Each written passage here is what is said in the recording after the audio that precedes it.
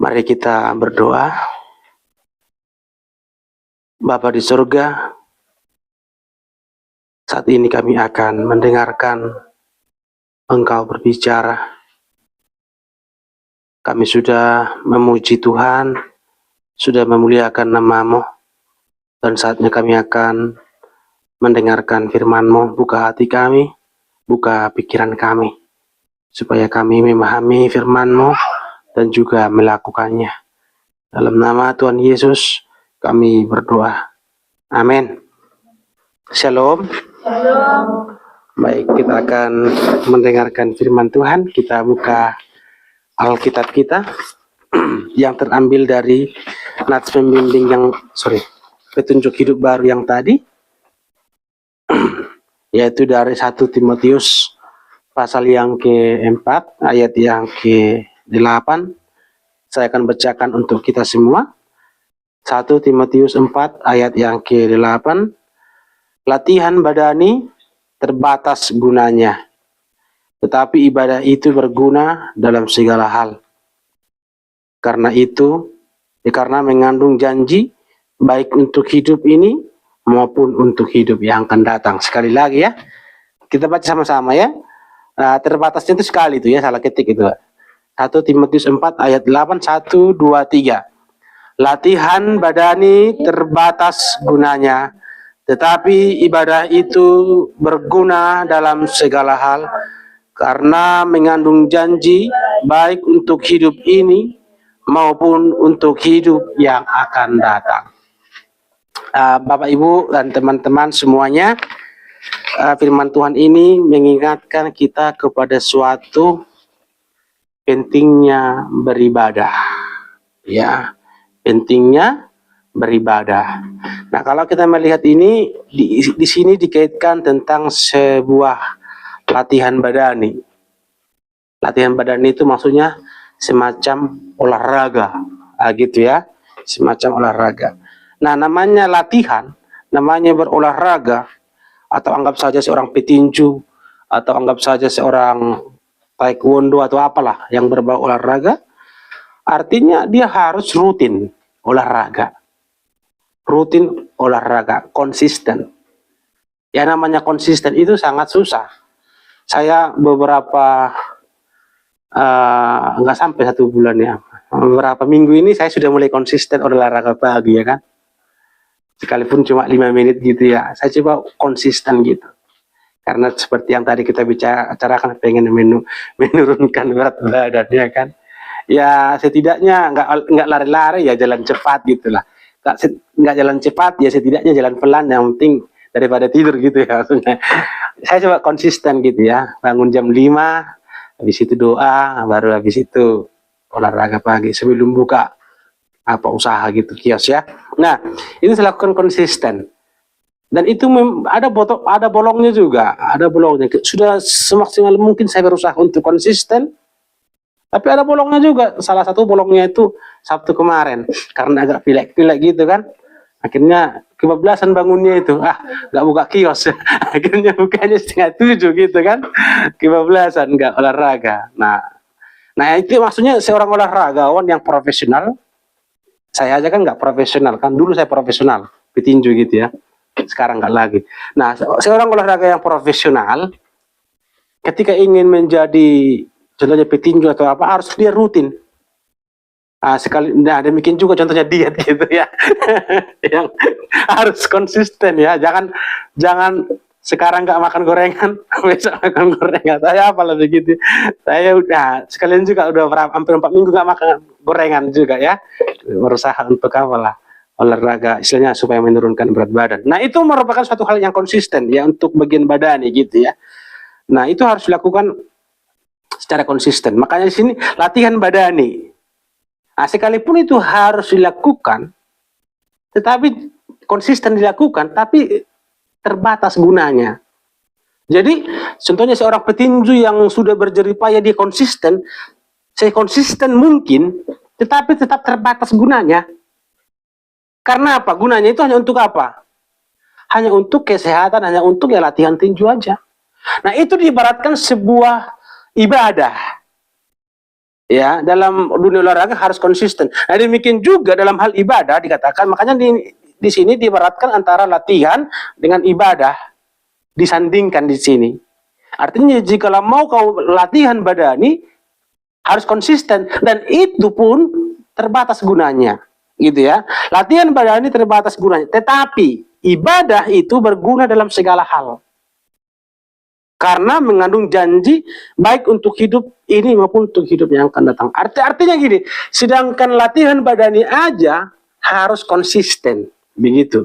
Apalagi latihan rohani, gitu maksudnya. Kan tadi kan latihan badani itu fisik kan, yang berbau fisik. Nah, sekarang ibadah itu berbau latihan rohani.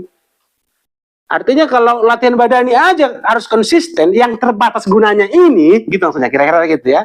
Latihan badani aja yang terbatas gunanya ini harus konsisten, harus rutin. Seharusnya lebih daripada itu latihan rohani, gitu loh. Nah, latihan rohani itu apa? Ya beribadah. Makanya di sini katakan, sekali lagi saya baca ya, latihan badani terbatas gunanya, tetapi ibadah itu berguna dalam segala hal.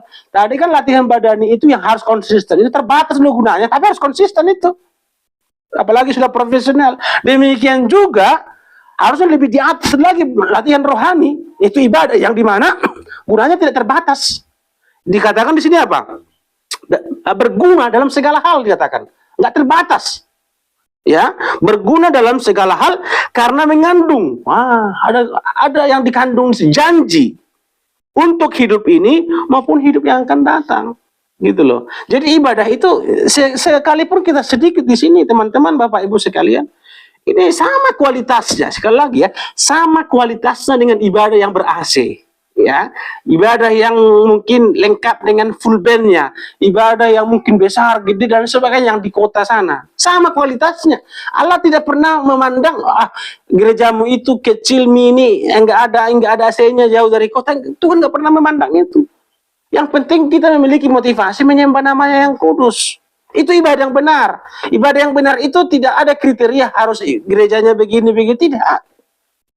Yang benar adalah memiliki motivasi untuk menyembah Tuhan. Itu ibadah yang benar.